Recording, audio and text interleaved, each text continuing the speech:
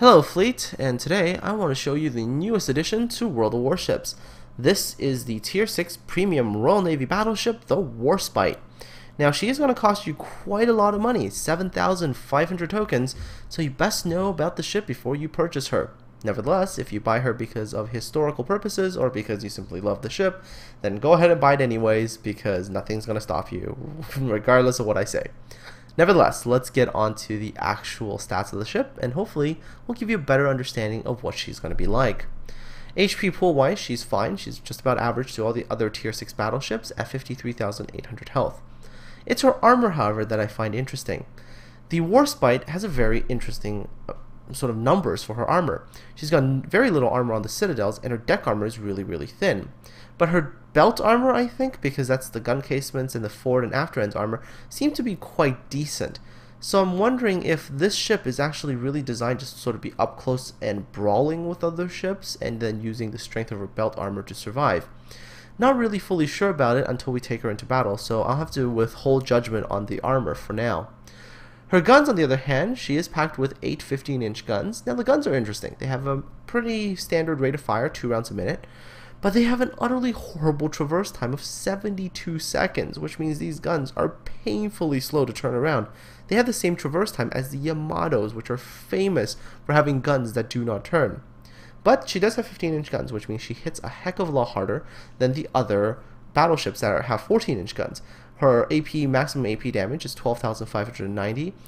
But nonetheless, her guns also have one other major weakness, which is range. Her guns only shoot out to 16.3 kilometers. Now when you compare this to the other battleships that the Warspite might face off against, the Congo, the Fuso, the Nagato, and even the Amagi, her range is going to be insufficient, as the Congo, Fuso, and Nagato all have over 20 kilometer ranges, and even the Amagi is approaching 20 kilometer range for her guns. The Warspite's range is a bit of a painful thing here, so we'll have to see again how this works in battle. What I have noticed, however, is that the surface detectability range of the Warspite is 14.2 kilometers, which does mean you should be able to sail within the range of your guns before you open fire and not be detected. And I'm thinking that this might explain the armor and everything as well. If she's able to get into a range where she is taking shots off her belt armor, she might be able to survive a bit better. Nevertheless, I'm just kind of guessing here. That's what I think might happen with this particular ship. The Warspite's anti-aircraft guns, coupled with her extreme maneuverability, makes her a very difficult target to hit with aircraft. So I think that this is something that's going to be a strong point of this particular ship, is that if you're going to hit her with planes, it will be quite a difficult challenge. Now, one, her AA guns are actually quite strong, so they are capable of shooting down your planes. So when you're flying planes to this ship, you've got to be careful that your planes don't get chewed up. But of course, it's more difficult to counter a ship that can maneuver very quickly, and that's the Warspite's strength. Her turning radius is tiny. 550 meters makes her turning radius comparable to a lot of destroyers. Her rudder shift time is of battleship standard turning time of the rudder, but it's, when you're going from neutral to one direction, it's 10 seconds, which is pretty fast. The maximum speed of the ship is 24 knots. That is a bit slower than her Japanese counterparts, the Fuso, the Congo, and the Nagato, but 24 knots isn't exactly slow. It's not great, but it's definitely playable. Nevertheless, one of the other things that you've got to consider is that the main battery with the turning circle means that while you're turning, you can't get your guns to aim at anything. Could be something you have to think about. The Warspite's surface detectability is decent. It allows you to get into range without being spotted, so that's a good thing. But aside from that, that's pretty much all the stats will tell us for now. To get the ship to perform, I think, up to its optimal levels, the captain should have the skill on the second line for sure, the aiming expertise. It'll make your guns turn a little bit faster, and I think that'll help the ship a lot. In terms of upgrade modules on the Warspite, I would opt to get the main battery modification 1 on the first slot, because that reduces the chances of your magazines being blown up, as well as reduces chances of your main turrets getting knocked out, and when they do get critically damaged, it's faster to repair them. On the second slot, there are 2 choices you can go for here. You can get either the Gun Fire Control System Modification 1, which I've used to great effect because it actually drastically increases the accuracy of the Warspite, and in many times you can get these laser-like accuracy shells that do great damage when you can actually hit with them, because the guns are a lot bigger than the 14-inch guns on the Japanese battleships, and you can do a lot more damage with them. The main battery modification 2 is a viable alternative as it slows down your rate of fire but does give you a boost to the traverse speed of your guns. Now with the Warspite's super slow traverse speed, you might want to opt for this modification. Although for me personally, I've found a lot more use for this particular modification because the accuracy helps a lot because it allows me to do a lot more damage. On the third slot, I would go for Damage Control System Modification 1 because anything to reduce chances of being set on fire or being flooded is a bonus. And finally, to boost the Warspite's already impressive maneuverability, I would go for Steering Gears Modification 2, which decreases the time it takes for your rudder to turn. And that's a fantastic thing because the rudder shift time drops another 20%, which means that her current rudder shift time, which is 20 seconds, drops down to 16 seconds, which means from neutral to any one direction is only 8 seconds. So that helps your ship turn a lot faster, makes you a lot more of an annoying target towards torpedo bombers as well as other ships that try to use torpedoes on you. And that's pretty much all that you can see from the Warspite in port. So let's see how she does in battle. So here we are in battle, and I'm on the map New Dawn. And one of the things that I have to say, after having played the Warspite a whole bunch of times across a whole bunch of different maps, is that the Warspite doesn't seem to do really good on open maps. So take for example a map like Ocean, where the Warspite has very little cover. She doesn't seem to do as well because she really has to close that range and she can't disengage behind islands or stuff. Now with her maneuverability, she does very well on maps like this, where there are actually islands that she can use for cover.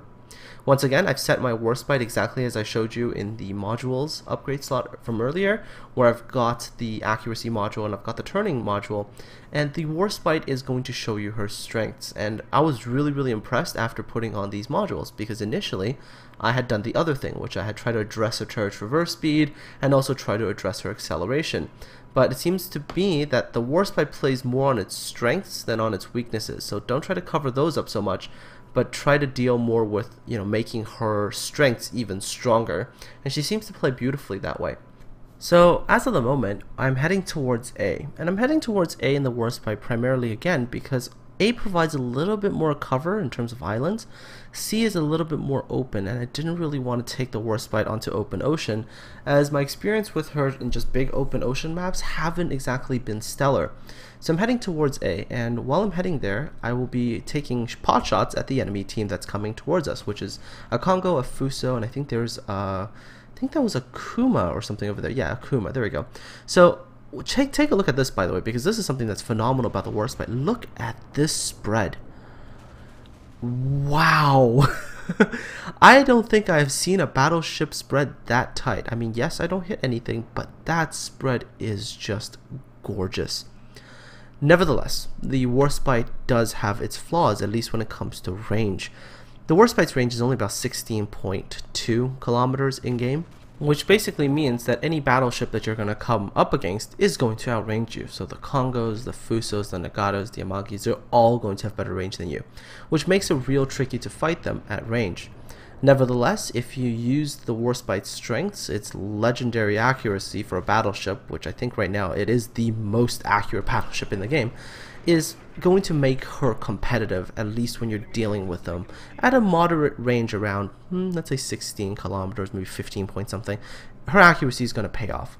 Anyways, in this battle, I had a little bit of bad luck at the very start of this battle. Before really we've gone into any fight at all, I've lost one of my turrets already, and I'm essentially down to 3/4 of my firepower. In a battleship like the Nagato, for example, which has the same number of turrets and the same number of guns, losing 3/4 of your firepower with that horrid spread of the Nagato, it makes it very painful to play. The Warspite, not at all. I was able to do just fine with only 3/4 of my effective firepower because of just how accurate she is. Take a look at that one. I fired 6 shells and I hit with 5 of them. And just kinetic damage alone to that Phoenix, I did about 10,000 damage, which is absolutely phenomenal. Alright, so taking a look at the map right now, and before I actually do that, yeah, I know, I caught that during the game. The Fuso on our team went and TK'd our friendly teammate for, I think, some minor dispute over using somebody as a shield or running into them or something. It was a very inconsequential thing, and yeah, the Fuso just thought, I'm bigger, so boom. So that was kind of, yeah, that wasn't that good. Anyways, back to what I'm doing. Now, here's something that I noticed as well. The Warspite's armor. That's an interesting question here, because I kind of addressed it earlier during the port view of the ship. The armor seems to be, I don't know. I mean, strange, I think, would be the best way to describe it.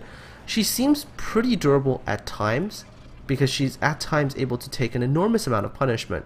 But then on other occasions, she seems to have no armor whatsoever at all. I think it might be the way I've angled her. Maybe her particular armor arrangement is not what I'm expecting, and maybe I'm just angling her in a bad way. I'm not really sure. So that is still something that I will have to continue to work on to try to figure out.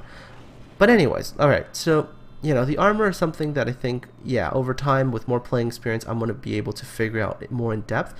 But I think she's okay as long as you don't get too close. I've had occasions where I was playing her and I got too close to cruisers and their shells seem to go through me without much difficulty. It's something that I think we all have to keep in mind when playing her, is that I think the Warspite does good in that weird sort of intermediate zone range where between sort of like 12 to 15 kilometers but not much closer than that. Okay, back to me actually shooting at stuff, because again, I seem to be talking about the ship a lot.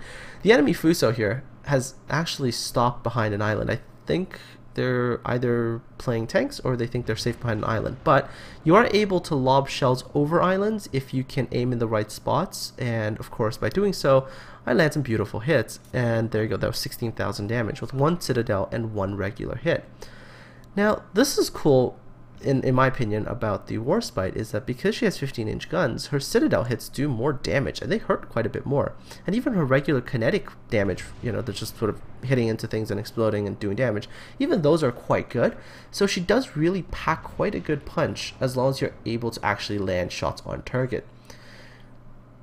And look at that spread. Just, it makes life so much easier when you're able to get that kind of spread. I mean, there we go, that was 6 shells fired, again, managed to land 5 hits and doing incredible levels of damage. So yeah, definitely the Warspite's accuracy is her strength, and it's something that if you're playing her, make sure you use.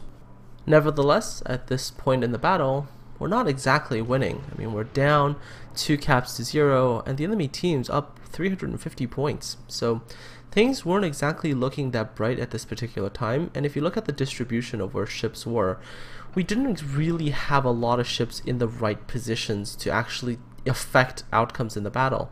Nobody was in any of the caps or near any of the caps. We seem to have been getting pushed back from the sea cap as well. The battleship there is running.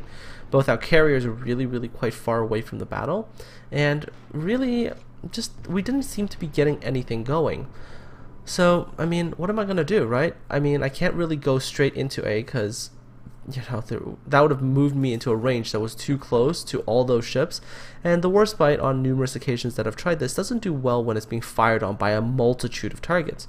So I'm sort of keeping myself in that intermediate range with the enemy battleships and doing my best to try to sink them as quickly as possible. The good thing about World of Warships is that, you know, if you sink a couple of battleships, you sink a couple of large capital ships, you can very quickly swing a battle back into your own favor. So that's what I'm just trying to do. I'm trying to kill off these enemy battleships as quickly as I can. This Fuso that I was shooting at earlier, I managed to kill off. It had 22,000 health, and I managed to land 3 of my 4 shots, one of them being a citadel. That coupled with 2 other hits managed to do over 20,000 damage, and I managed to get a very good kill. What I've noticed though is that the Warspite's accuracy, being her greatest strength, also really is dependent upon the player themselves.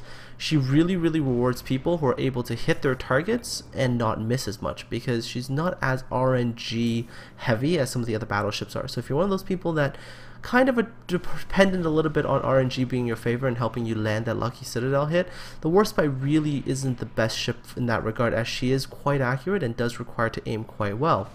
Nevertheless, if you're able to do that, she can do wonders.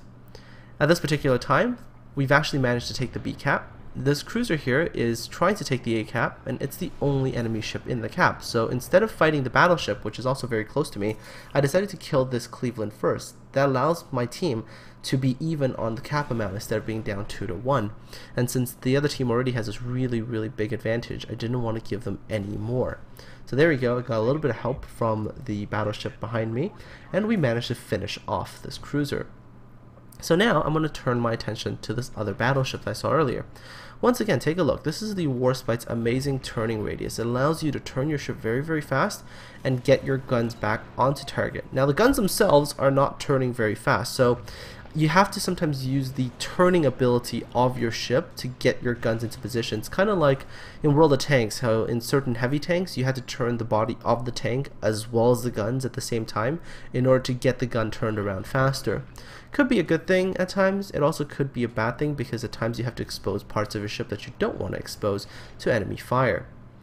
Now, the Congo on the other enemy team has taken refuge behind an island, so I turned my attention to this Kuma, which is coming out. Now, me being me and a little bit derpy at times, I decided to go look for beach babes in my Warspite too. And of course, yeah, I pretty much run straight into an island. But take a look at this. This is, again, Warspite's turning radius. It's really good. Even when I'm backing out, take a look how quickly I'm able to get the nose of the ship around, which is something that most other battleships are not able to do because they have these really large turning circles. Nevertheless, for the moment, I'm actually pretty safe. There is nobody here that's really able to shoot me. The enemy battleship is also stuck on an island, and I've got an island to go between me and him. The only other enemy ship that's within shooting distance of me is that Kuma, and yep, as you guessed it, I'm also behind an island from that ship.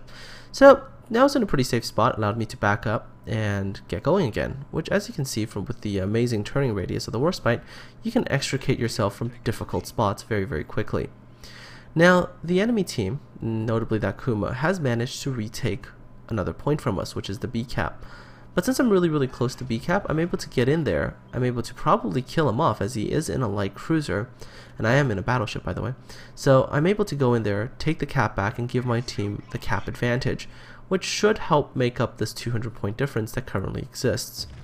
Now, initially I tried to kill off this Kuma just by shooting AP shells at it and hope for an actual Citadel hit, because, you know, again, trying to rely on that accuracy, but this time RNG was a little bit against me, and the shell sort of went out in a bit of a fan spread and didn't really get the hit I was looking for. But that's okay, because the Kuma, being at the very edge of the cap, is going to run away, because I'm pretty sure the Kuma doesn't want to directly fight a battleship. At this time, the enemy carriers decide that, look, battleship and B cap, let's go after him. I'm just going to show you the amazing maneuverability, shall we say, of the Warspite when dealing with airplanes. So, two squadrons of planes come in, they drop their torpedoes, and they drop them in a pretty nice spread, actually. It's an X-shaped spread, which in most other cases would lead you to get hit by some torpedoes. But take a look at this. I'm just able to turn my ship around, find the nearest open gap, and put my ship through it. Watch the chat though. After this, the carrier driver is just in disbelief over this. The Warspite, you can absolutely just troll carrier drivers with your maneuverability. They're not going to expect that. You know, this guy thought he'd at least get a couple of hits on me, but not at all. So after dodging planes, I go and return my attention back to the enemy Kuma, and this time my guns do kind of do the right thing, and I hit the right spots, and I Citadel the Kuma for a lot of damage. So I'm taking a look at the map right now, and the Kuma is heading into the sea area direction, and we have a battleship there. And I'm thinking, you know, I did so much damage to this Kuma that a battleship just needs one shell to kill it. And the battleship is certainly within range, so, you know, I changed my target to the carriers, which are now taking an interest in me, and they're sending their bombers at me. So I thought, you know what, leave the Kuma to the other battleship, I'll turn my attention to the carriers, and this should be easy. This is a very easy kind of way to finish the battle. Well, expectations and assumptions can be dangerous because, unbelievably, the Kuma with minimal HP, mind you, the battleship does double its HP. The Kuma has like 1,000 HP at this time. But the Kuma manages to get off some lucky torpedoes and actually manages to sink our battleship. And he himself has like 34 health left. So now I've actually got to turn my ship around and try to finish off this Kuma. Just, yeah, I don't know. I was expecting better, I guess, but it didn't happen. Now, once again, since the turret traverse of the battleship is really, really slow, I'm using my actual ship's turn to just help get the guns around a little bit faster. But yeah, I mean, it's pretty easy. With the accuracy of the Warspite, getting off a finishing blow is really not that difficult. With the Kuma sunk, the attention now shifts back onto the enemy team's carriers. And I know that they're going to be sending their torpedo bombers at me because I'm the closest large battleship target, and battleships are generally the food for carriers. So what I'm doing is I'm just trying to put as many shells downrange as possible, trying to get the kill as quickly as possible, hence why you generally see me using, even, you know, against carriers, you'll see me using AP ammunition, because I find that I can kill them faster than using HE ammunition. Nevertheless, I do see that there is a torpedo bomber squadron coming towards me, and I turn and I'm trying to point my nose at the planes to make it, you know, harder for them to hit.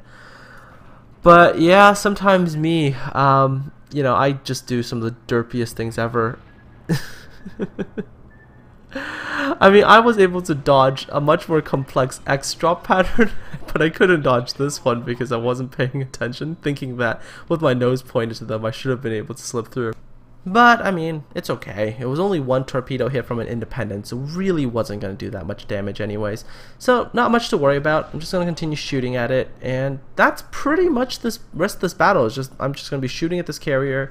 I mean, we're going to own all three of the caps right now, and the point differential between the two teams now cannot be made up by the enemy team unless they could, you know, sink all of us, which is unlikely considering their last remaining battleship is down south being engaged by a battleship, a cruiser, and carrier planes.